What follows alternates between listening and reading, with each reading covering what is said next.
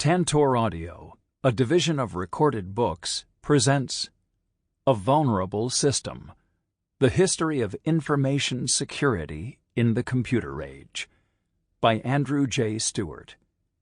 Narrated by Rick Adamson. Introduction.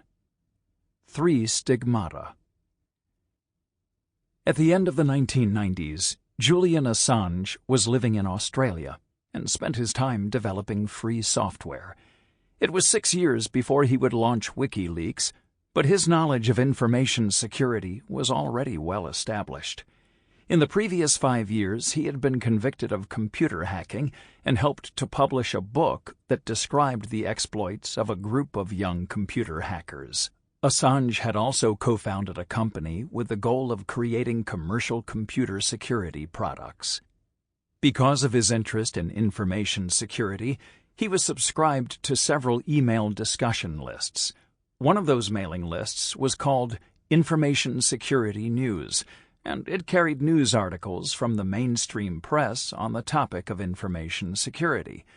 The members of the list would also post various other items of interest and discuss information security among themselves. On June 13, 2000, a message was posted to the mailing list that contained a link to one of the earliest published pieces of research on the topic of computer security. It was titled Security Controls for Computer Systems, and the posting described it as the paper that pretty much started it all. Seeing this, Assange shot back a reply, and what a sad day for humanity that was. A mechanized scheme for anal-retentive paranoids with which to live out their authoritarian dream of automatically crushing any acts of unauthorized, unforeseen creativity. This reply, histrionic, acerbic, and perhaps facetious, was a small contribution to his later legacy in support of the idea within hacker culture that information wants to be free. But Assange was wrong. The study of information security has, in fact, provided tremendous value to society. It is security technologies and techniques that enable private and anonymous communications online. Dissidents can organize and protect themselves from snooping.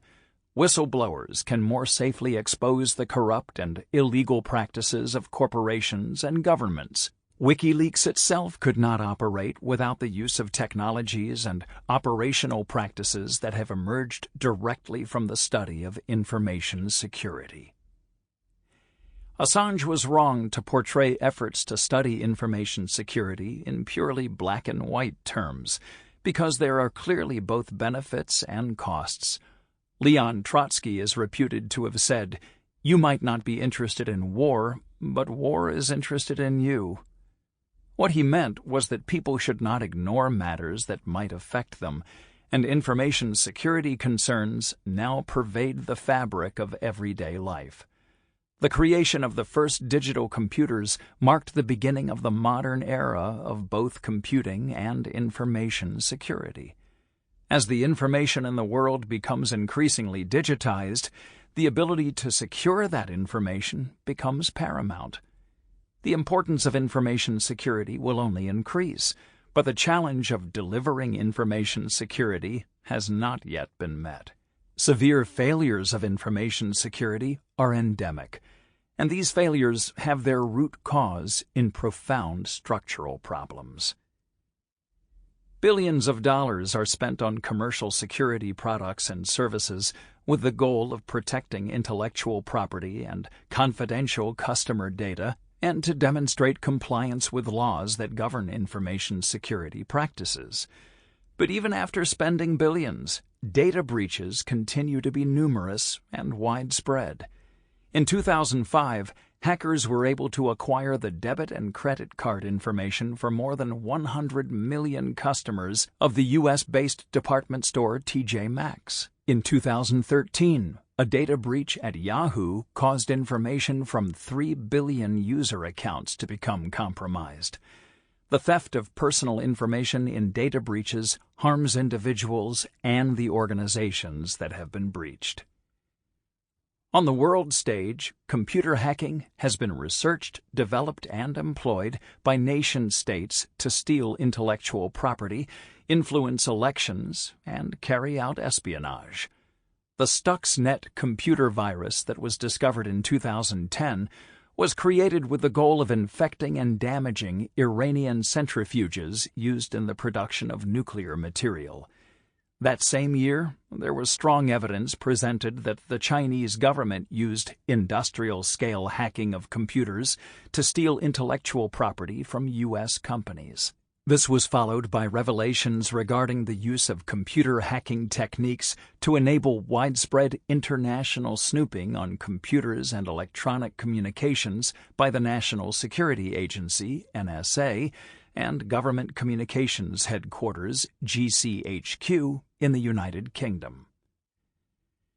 The twin problems of data breaches and computer hacking are compounded by a modern-day field of information security that has become trapped in a cycle of addressing the symptoms of security problems rather than attempting to fix the underlying causes. This is not only because there is a constant torrent of new technologies and new security vulnerabilities to keep up with, but also because of a human bias toward the new.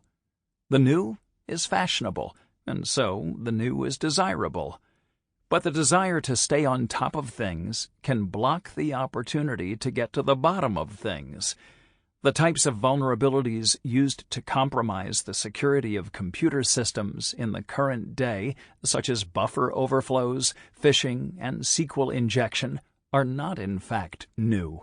Buffer overflows were written about in 1972, phishing in 1995, and SQL injection in 1998. This epistemic closure within the field of information security, a term used to describe the situation in which a group retreats from reality into a make-believe world, has caused the past to be forsaken for the present. The unfortunate consequence has been the creation of massive opportunity costs. These three profound failures, data breaches, the use of computer hacking by nation-states, and epistemic closure, are visible stigmata that mark the field of information security. It is only by confronting causes, not symptoms, that the three stigmata can be addressed, and this requires an understanding of how they came to exist. Assange was quick to dismiss the early research into information security, but the challenges that exist within the field of information security have their roots in the foundational work that was carried out in the 1970s. It was during that period that a small number of academics and researchers developed ideas that laid the path to the future. They came together from think tanks such as the RAND Corporation, from government agencies such as the Central Intelligence Agency, CIA, and NSA, and from defense contractors such as Lockheed Missiles and Space Company. They were technocrats, united in a belief that computer systems could be secured according to rational scientific laws. To this effort, they brought an intellectual purity. Their vision was one that promised security and order. But what they did not realize was that from the beginning, there was a dangerous oversight at the very heart of their project. That imperfection would have a dramatic effect on the development of information security and on the ability to deliver information security in the modern day. Chapter 1. A New Dimension for the Security of Information. In the late 1960s and early 1970s, a small group of academics and researchers developed ideas that would have profound effects on the modern world. Their dream was to create a future for computing where information could be protected. They believed that human beings would function as cogs in a rational machine that could then be operated by the United States military. The results of their efforts would indeed change the world, but not in the way that they had intended. That history is the provenance of information security today. Their work established the board on which the game of information security is played. The players are the organizations struggling to defend against computer hackers, the governments attempting to prevent leaks by insiders, and every person trying to protect their personal information. On the opposite side of the board are computer hackers, spies, and terrorists, but they are players too. The academics and researchers were brought together by the U.S. military, an organization with a long history of embracing new technologies, including the earliest computers. The influence of the U.S. military on the development of information security is tightly coupled to the influence that they had over the development of computing itself. Beginning in 1943, the U.S. Army financed the design and development of the ENIAC, the world's first electronic calculator. The designers of the ENIAC were J. Presper Eckert and John William Mauchly. Eckert was an electrical engineer and Mauchly a physicist, and both worked at the Moore School of Electrical Engineering at the University of Pennsylvania, a center for wartime computing. They formed the Eckert-Mauchly Computer Corporation in 1948 so that they could sell their ENIAC computers. The Army used the ENIAC to calculate firing tables for artillery guns. The ENIAC was a machine well suited for this task because the work involved having to repeatedly perform the same type of complex mathematical equations. Understanding and predicting the ballistics of shells fired from artillery guns was of great interest to the Army due to the large number of new types of guns that were being developed to fight World War II. The ENIAC was an impressive installation. It weighed 30 tons and filled an entire room with 18,000 vacuum tubes, noisy teletype machines, and whirring tape drives. It used a vast amount of cables that were vulnerable to hungry mice. When the ENIAC was being designed, Eckert and Mauchly conducted an experiment in which they put several mice into a box with various types of cable insulation. The insulation that the mice chewed the least was selected to be used in the machine. The operators of the ENIAC, who were arguably the first ever computer programmers, were 6 pioneering women who had been recruited by the U.S. Army from the University of Pennsylvania. They were given the task of configuring the ENIAC by using their mathematical knowledge to wire different parts of the computer together. This would enable the requested calculations to be carried out. The contributions that they made to the ENIAC and to the field of computing have been recognized only in more recent years. In 1950, the Eckert-Mauchly Computer Corporation was acquired by the conglomerate Remington Rand. This organization was no stranger to the military market. They manufactured and sold conventional weapons, including the now iconic 1911 handgun. After the end of World War II, the U.S. military was facing a new set of challenges not directly related to warfighting. Many of those challenges involved logistics, how to most efficiently move around personnel and equipment, and how to supply the large number of newly created U.S. air bases around the world. To assist with these tasks, they looked to employ a successor to the ENIAC named the UNIVAC. The UNIVAC had also been designed by Eckert and Mauchly and sold for around $1 million at the time. UNIVAC stood for Universal Automatic Computer, a name that was carefully chosen to indicate that the UNIVAC could solve general problems and was not limited to performing particular types of calculations.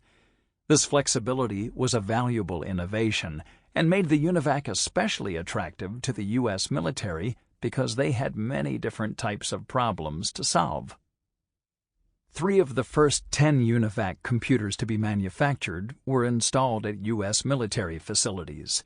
The U.S. Army, Navy, and Air Force each received a UNIVAC that they would use for their own specific needs.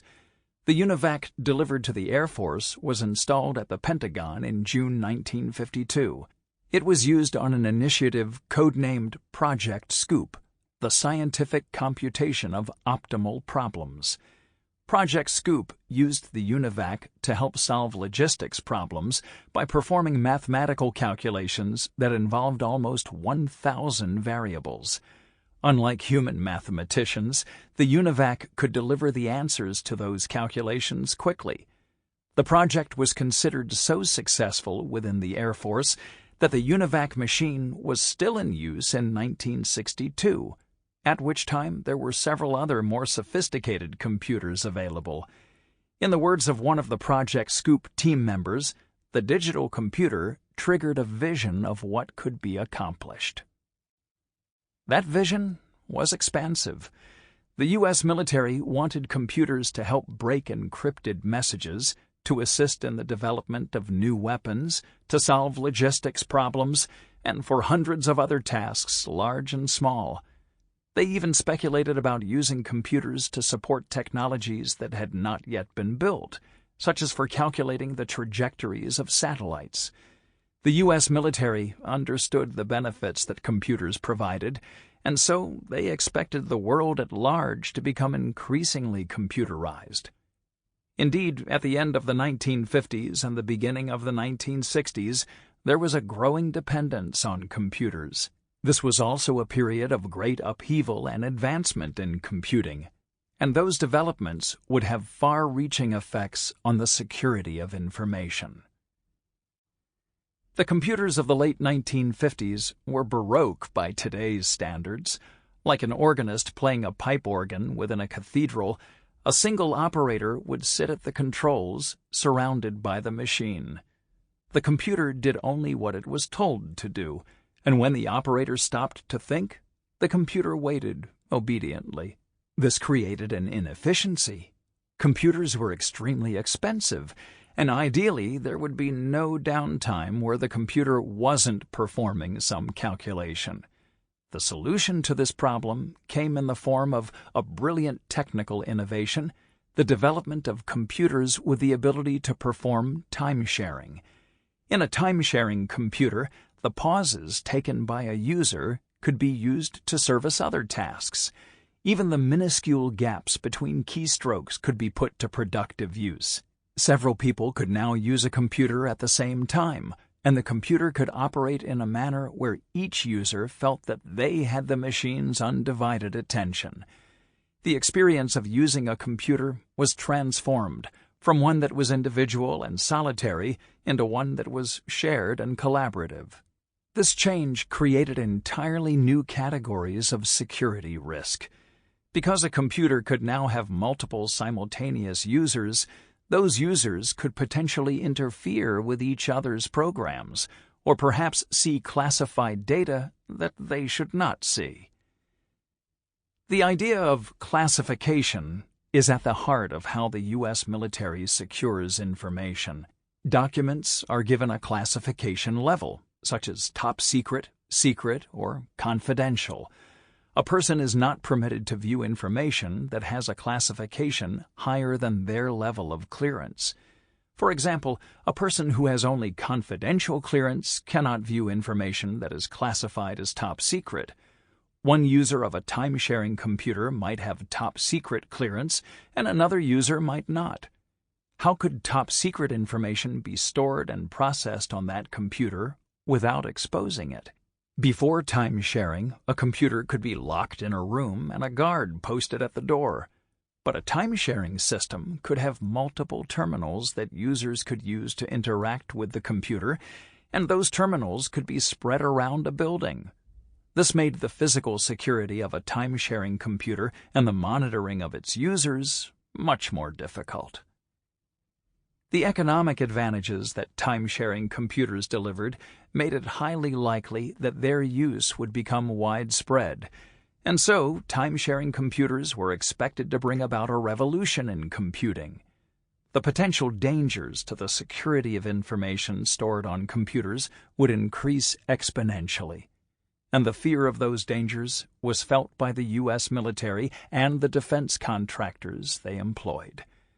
They saw these developments as a new dimension for the task of securing information. It was a problem the U.S. military had to solve. They did not believe that they could accomplish the task alone, and so they enlisted partners. Those partners were other U.S. government agencies such as the Central Intelligence Agency, CIA, and National Security Agency, NSA, alongside large defense contractors and think tanks. Preeminent among the think tanks was the RAND Corporation, the name being a contraction of Research and Development. RAND was a factory of ideas, a think tank that was already advising the U.S. government on how to wage and win wars. RAND was conceived in 1942 by Henry Hap Arnold, an Air Force general. At the end of World War II, there was deep concern that the scientists and academics who had been gathered together for the war effort would disperse, and that the U.S. military would lose access to their expertise. Arnold pledged $10 million from unspent war funds to form RAND as a group that would provide a home for those researchers. In the decades to come, the Air Force would essentially provide RAND with unlimited funds, a blank check for attempting to solve some of the trickiest problems faced by the U.S. military. RAND researchers were initially housed in offices inside an aircraft plant at the Cloverfield Airport in Santa Monica, California. In 1947, RAND moved to a building in downtown Santa Monica, just 5 minutes' walk from the white sand of the beach. The interior of their new facility was designed to maximize chance encounters between RAND staff members and thereby promote collaboration. This is an approach to building design that is still used by companies today, including by Apple. The RAND building was innocuous-looking, but it was formerly a top-secret U.S. government research facility with armed guards 24 hours a day. Every RAND employee had to receive a government security clearance, and until they received that clearance, they were escorted everywhere inside the building, even to the bathroom. RAND would initially report into the part of the Air Force hierarchy that dealt with research and development, and this placed RAND under the auspices of General Curtis LeMay. If any person could be considered the historical heart and soul of RAND, it is LeMay. He played a key role in the development of the organization and imbued it with his mindset and his approach to the world. Looking at LeMay with modern eyes, he appears to be a parody of the archetypal Cold War general. He had a gruff manner and a never-surrender attitude and held court over his subordinates while chewing on the end of a cigar. But behind this self-cultivated image was a deadly serious individual. During World War II, LeMay oversaw the bombing campaign against Japan, including the firebombing of Tokyo on March 10, 1945. LeMay ordered the defensive guns to be removed from 325 B-29 Superfortress bombers so that they could hold more bombs, napalm, and other munitions that were then dropped on Tokyo, almost 2,000 tons in total. The attack killed nearly 100,000 civilians, and the larger bombing campaign against Japan that was also led by LeMay is estimated to have killed up to 5 times that number.